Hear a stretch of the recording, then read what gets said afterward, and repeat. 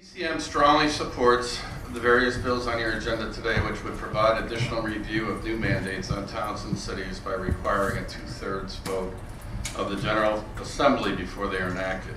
As well, CCM supports the other bills on the agenda that would also reduce the impact of mandates on towns and cities. There are currently over 1,200 state mandates imposed on Connecticut municipalities. The impact of these mandates is felt by each residential and business property taxpayer throughout the state. Proper review and relief from some of these mandates is important to the recovery of municipalities during the biggest fiscal crisis in recent memory. Connecticut towns and cities empathize with the state's fiscal problems. Municipalities across our state have enacted painful budget cuts and are making preparations for additional cuts. Regardless, municipalities must still provide the services residents depend on, such as education, public safety, and infrastructure maintenance, regardless of the economy. Unfunded and underfunded mandates, state mandates, are corrosive elements that deteriorate critical municipal programs and services and the bottom line of municipal budgets. They are burdensome requirements and standards imposed by the state on towns and cities that affect residential and business property taxpayers. Make no mistake, local officials do not question the merit of many state mandates such as special education, public health, recycling of reusable waste, and clean water requirements. However, local officials object when the state does not, one, provide commensurate funding to implement and deliver what these mandates require, and two, adjust certain onerous state mandates to conform to the current economic climate. The impact of mandates can be felt in a variety of ways. Sometimes, although the state does not specifically direct a mandate to municipalities, it effectively imposes one. This occurs when the state abandons necessary state-provided services that citizens rely on and need. This is of particular danger when there is uncertainty in the state budgets as we're experiencing today. Currently, this legislative session, there are approximately 10 proposed mandate relief bills. This is in comparison to the approximate 29 new unfunded mandates that are being considered. While some are worthy proposals, we encourage the General Assembly to either, one, not enact these new mandates, or two, provide appropriate funding for them to be implemented. CCM feels that the bills considered today would provide the General Assembly with the appropriate review mechanism. CCM implores this committee and the General Assembly to enact these measures. Thank you. Thank you, Mr. Mayor. Good afternoon. I'm Michael Chris, First Selectman for the Town of Harwinton. I'm also the Legislative Chair for the Northwest Hills COG, represents 21 towns up in the northwest corner. And with me today, I also brought Bob Valentine, First Selectman for Goshen, to come down as well. But we're also here as members of CCM.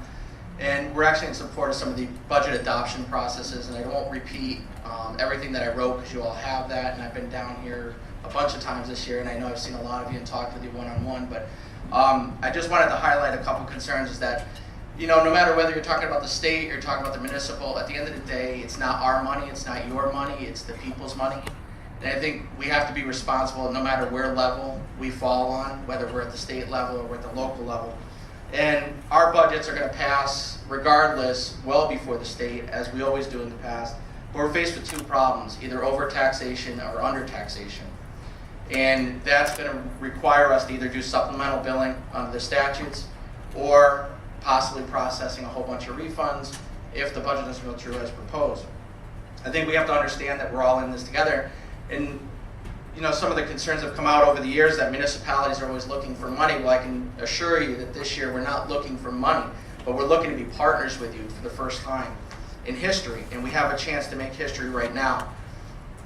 And CCM believes the same way that we and you together as partners can solve this budget crisis together if we're asked to come in and talk on some of these bills and some of these concerns and really sit down on the planning stages before it comes up to actually be passed as law. Some of the things we wanted to talk about today were property tax dependency, and basically stating that the property tax is an income blind and profit blind process and is due and payable whether a resident has a job or not, whether a business turns a profit or not. that property tax is going to be there. And whether the state imposes a tax or the town has to impose a tax, someone's got to pay that bill. And what we're asking is to be more partners in that whole process. And these impact of the mandates and the mandate and budget relief that my colleagues have talked about here today are all real things. This is not anything that's a mystery. It's nothing that anyone in this room doesn't realize, that these are real, tangible things that we're faced with every single day. And with drastic mid-year cuts, our municipalities have been forced to adapt, survive, and keep everything in place as if nothing is wrong. And the reality is we have a big problem.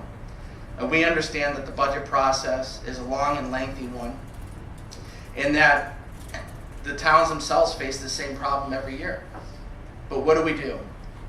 We look at our revenues, and we know that we can't spend a nickel over that one revenue that we're bringing in.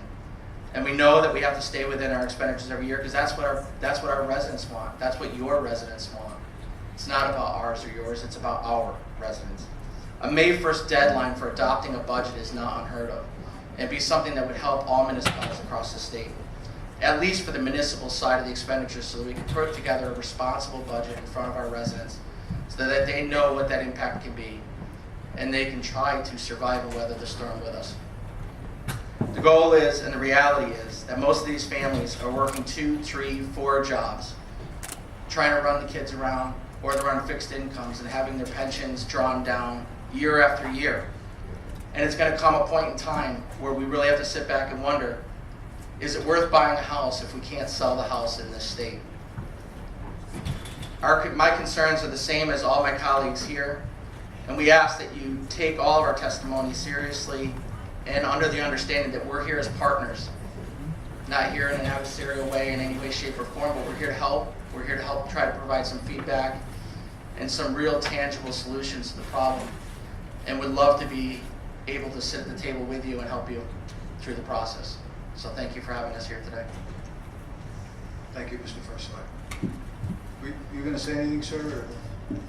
Yes, thank you. Bob Valentine, First Selectman in town of Goshen. And I won't repeat all of what my colleagues said, but I will just say something that's obvious, I think, to everybody. What happens here in Hartford directly affects what happens in my community and all of these communities and every community in the state of Connecticut.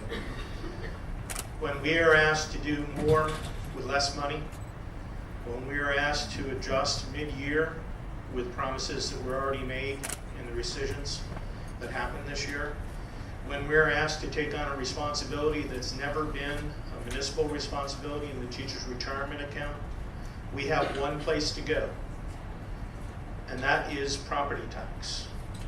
Because municipalities have very little ability to do anything other than that as far as garnering revenue in order to pay our bills. So please keep that in mind as you consider the various bills that are being proposed this year and the ones that have been mentioned most recently.